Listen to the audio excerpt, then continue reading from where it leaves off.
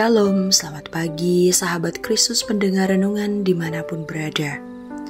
Mengawali aktivitas kita pada pagi hari ini, mari kita bersama-sama mendengarkan renungan firman Tuhan dalam kitab Hosea pasal 2 ayat 15 sampai dengan pasal 3 ayat yang kelima dengan tema Kasih Allah terhadap manusia. Tahukah saudara bahwa dalam kitab Perjanjian Lama, hubungan Tuhan dengan bangsa Israel seringkali digambarkan dengan hubungan pernikahan atau ikatan pernikahan secara rohani. Tuhan memposisikan dirinya sebagai suami dan bangsa Israel sebagai istrinya. Namun hubungan intim ini telah dirusak oleh bangsa Israel yang telah berlaku tidak setia kepada Tuhan.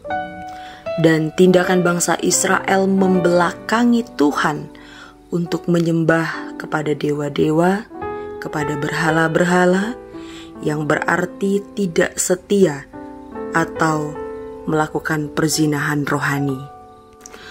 Melalui Hosea ini Tuhan mengungkapkan kekecewaannya yang mendalam, sebab mereka menganggap Tuhan sebagai Baal, bukan lagi sebagai suami.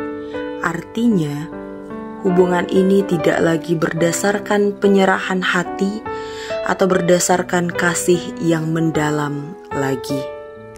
Tetapi Allah sangat baik, sekalipun bangsa Israel yang tidak setia ini yang telah menyakiti hati Tuhan ini, tetapi tetap dikasihi oleh Tuhan. Mereka selalu dirindukan oleh Tuhan untuk mendapatkan pemulihan kembali menjadi umat kesayangan Allah. Hal ini terbukti bahwa Allah berjanji untuk menghilangkan penyembahan terhadap Baal dari antara umatnya dan menggantikan penyembahan tersebut dengan penyebutan terhadap nama Allah sendiri. Allah juga memerintahkan Hosea untuk tetap mengasihi istrinya yang telah berzinah dan tidak setia, dengan cara membeli Gomer kembali dari perbudakan dan memintanya untuk tidak bersetubuh dengan pria lain. Tindakan ini melambangkan kasih Allah yang sangat besar terhadap manusia, serta pengorbanannya di tengah-tengah bangsa yang tidak setia itu. Allah juga berjanji untuk memulihkan keadaan Israel dan memulihkan keadaan hubungan yang telah rusak itu. Saudara, kita mungkin sering sekali melakukan apa yang jahat di mata Tuhan dengan melanggar perintah-perintahnya, melupakan Tuhan di setiap aktivitas pekerjaan dan usaha kita. Bahkan kita sering menganggap bahwa Tuhan itu tidak ada. Kita juga sering mengandalkan kekuatan sendiri. Bahkan masih memelihara tradisi lama dengan menduakan Tuhan. Dan dari banyaknya dosa serta pelanggaran hidup yang dialami oleh manusia, Tuhan hanya mau bahwa manusia kembali ke jalannya, bertobat, kemudian menerima pengampunan untuk mengalami pemulihan. Baik itu terhadap hubungan yang telah rusak antara Allah dan manusia, dan pemulihan terhadap situasi keterpurukan yang dialami oleh manusia itu sendiri. Kita harus menyadari bahwa kasih Allah terhadap manusia sangat besar, sehingga sekalipun besarnya dosa yang telah dilakukan oleh manusia, namun Allah dengan tetap setia menerima kita di dalam pertobatan, karena Allah itu sendiri adalah kasih. Karena Allah adalah kasih, bukan berarti kita bisa mempermainkan Allah dengan semau kita. Berbuat jahat, menyakiti hati Tuhan, kemudian bertobat, lalu diampuni.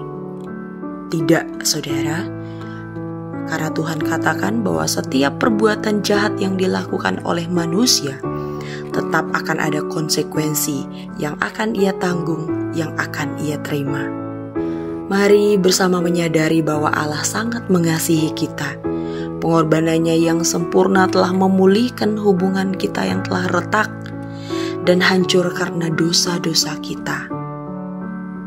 Mari juga menyadari bahwa Allah yang kita sembah dalam kasih-Nya tetap Allah yang sama.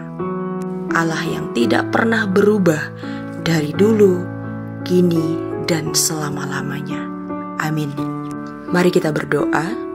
Tuhan Yesus Kristus yang baik, kami bersyukur kepadamu karena firman-Mu telah diperdengarkan kepada kami.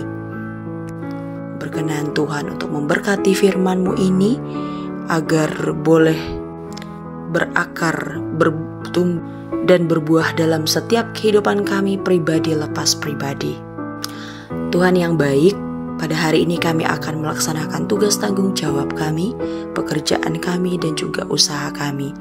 Terhitung dari pagi, siang, sore, hingga malam, kami mau serahkan rangkaian kegiatan kami di sepanjang hari ini ke dalam tangan pengasihan Tuhan. Berkenan Tuhan menyertainya, agar apa yang kami lakukan boleh berkenan di hadapan Tuhan dan menyenangkan hati Engkau. Terima kasih banyak Tuhan yang baik. Inilah seruan dan doa kami. Kami alaskan sepanjang hari ini ke dalam tangan pengasihan Engkau. Dalam nama Yesus Kristus kami berdoa. Amin. Selamat beraktivitas, Tuhan Yesus memberkati. Shalom.